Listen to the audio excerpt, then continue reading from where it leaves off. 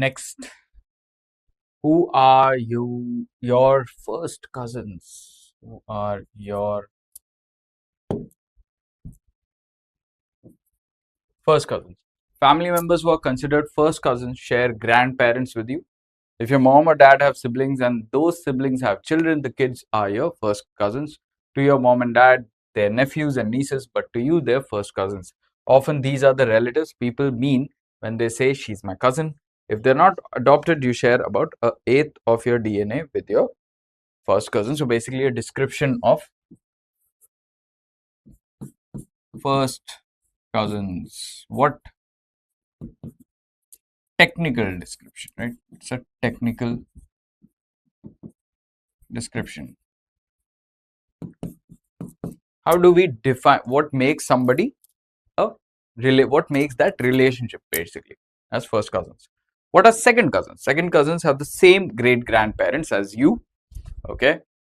Think of it this way. So first one was same grandparents. Okay.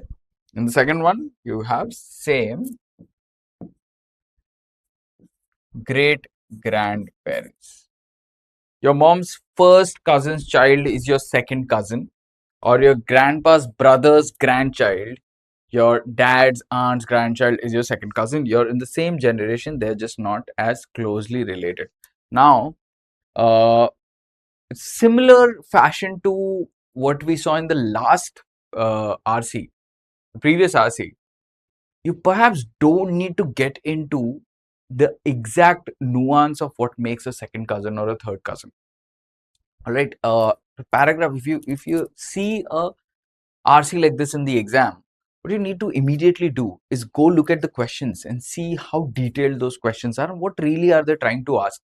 Often you'll notice that these details may not be required at all for answering the question. So you don't want to really get lost in the details here trying to understand what a second cousin is or a third cousin is or a fourth cousin is, right? So for now, I'll just keep it very simple and say, okay, same grandparents is what make first cousin, same great grandparents is what makes second cousin, and I'll just move forward. What about a second cousin once removed? Okay, a second cousin once removed, okay, SCOR, means they're from the generation immediately above or below you. Generation above or below. That's how I'll treat it. So your first cousin once removed would be your first cousin's child, or your parents' first cousin. Your second cousin once removed is your second cousin's child or your parents' second cousin. I will not get into all of that unless I see a question which specifically asks me to try to understand it, and then I will look into understanding it. So a cousin twice removed is now we have cousin twice removed. Okay, what is that? There's 2-generation gap. 2-generation gap. This cousin is from either your grandparents' generation or your grandchild's generation. So your first cousin twice removed would be your grandparents' first cousin or your first cousin's grandchild, your second cousin. Okay, I'm not getting into it. And what about your third cousins? Third cousins share the same great grandparents. Third cousins, same great grandparents. Your third cousin is your mom's great aunt. Okay, that's a little confusing. How about this? Your great too much. There's a knack to remember which cousin is which. First, second, and third cousins are an equal number of generations removed from the common ancestor. Okay, so what is a way to remember is first, so basically the number, second or third and so on and so forth, are an equal number of generations removed from the common. So say grandparents, the common ancestor, equal number of generations. So if it's first cousin, one generation. If it's second, then it will be great grandparents. Third, it's great great great grandparents, like that. All right. First cousins are both the second generation removed from their shared grandparents. Second cousins are the third generation removed from the shared grandparents. So cousin plus one is the number of generations back. So grand doesn't mean cousins. The word grand means that there's a 2 generation gap between the people. Okay. So grand is 2 generation gap. Your brother's grandchild is your grandniece and your mom's father is your grandfather. There is an exception. Your brain sibling is your aunt. Again, not really what I'm trying to get into. But great usually goes with grand. The use of great is usually paired with grand. It means that there is a 3 generation gap between you and your relative. So the moment we add great, it means 3 generation gap. Again, it is giving me all these details. If required, I will enter. If it is not asked, I will not get into this mess. Trying to understand it for no reason. Which aspect of the text indicates that the writer is engaging with the reader? The paragraphing? No. The punctuations. The punctuations are used to create the effect, like we said. The conclusion? No, not really. Conclusions, you've gone to the conclusion, that's too far. The headlines? Yeah.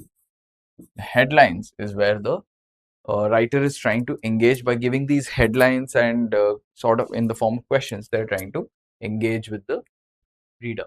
In the text title, and what about third cousins? What does the word chart allude to? So there is a question referring to a specific part of the passage, which is the question about third cousins. There is something called chart, so I will look into it. This is what I'm looking at. Okay, let me read. Third cousins share the same great grandparents. Your third cousin is your mom's great uncle. This is all descriptive. Okay, that's a little confusing. How about this? Your great great uncle's great grandchild is your third cousin. You might need another look at the chart. There's a lot of confusion here. You might need another look at the chart. What chart are we talking about? We are talking about the family tree.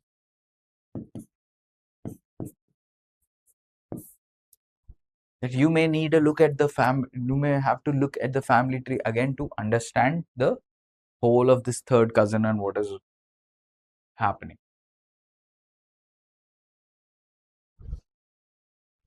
Pictures of photographs? No. Anecdotes? No. Pedigree? Yes. Pedigree is the family chart, family tree, or genealogy line is what we call it. Family communication? No. The confusing relationship the text can best be applied to. So confusing are presented in a very humorous manner. They're not really descriptive as such, in the sense that not being described to provide a lot of information. That's not the goal. So TED Talk is wrong. Debate? No. It's not really being, they're not conflicting opinions or anything. Awareness rally? Absolutely not. Stand-up show is what you can be used for. It can be used for a very humorous purpose. She's saying how confusing these things can be. Select the appropriate option to fill in the blank. When the writer offers a knack to remember which cousin in which she recognizes the fact that the information can be, when given a knack or a shortcut. Why did the author give a shortcut to remember? She recognizes the fact that the information can be what? Can be very convoluting, very confusing, right? Dense and dash will be welcome. Confusing and simplifying it will be welcome. Dense and a method to paraphrase it? No. Dense, yes, but method to paraphrase it? No. Mind-boggling and a tip to simplify it? Yes, mind-boggling, confusing. Tip to simplify it? Yeah, that's what she's given. The knack is there for that. Irrelevant and a reminder, no, not irrelevant. Mundane, it's definitely not considered mundane. And a digression, no, absolutely not. Digression will be welcome, no. Simplification is what is welcome. Okay.